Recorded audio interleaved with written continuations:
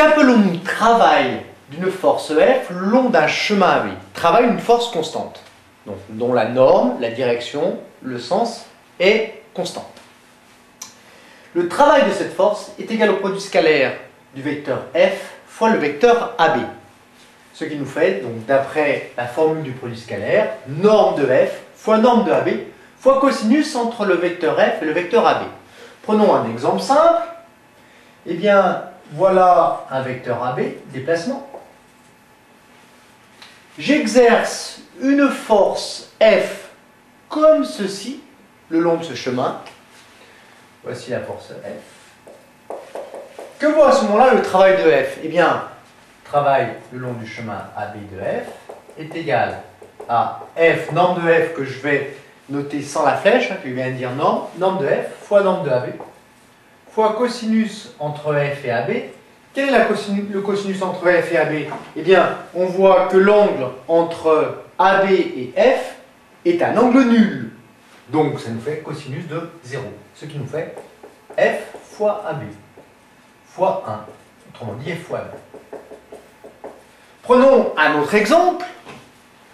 Imaginons toujours qu'on a un vecteur AB comme ceci, c'est-à-dire un objet qui va dans ce sens-là, et nous on le retient ici en exerçant une force dans l'autre sens. Voilà la force F. Que vaut le travail de cette force F? Entre les deux, nous avons un angle alpha ici qui vaut combien? 180 degrés. À vous de trouver. Et donc le travail de F, que vaut-il? Le long de ce chemin AB, va toujours la même chose, hein. Norme de F fois norme de AB fois cosinus de alpha. Cosinus de 180, ça nous fait donc quoi? F fois AB fois cosinus de 180 ou de cosinus de pi qui vaut moins 1. Autrement dit, dans ce cas-là, le travail de la force F, il est négatif, il vaut moins F fois AB.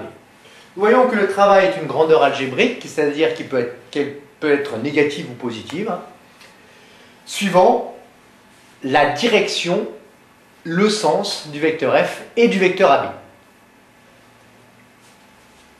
Dernière chose, prenons un exemple numérique. Hein. Imaginons que la norme de F soit égale à 10 newtons. Dans ce sens-là, par exemple, j'exerce une force de 10 newtons. Le vecteur AB, sa norme vaut 10 mètres. Donc je freine le mouvement de l'objet sur 10 mètres avec une force de 10 newtons. Quel est le travail de AB? Le travail de AB il va être égal à 10 fois 10, avec le signe moins, ce qui nous fait donc moins 100.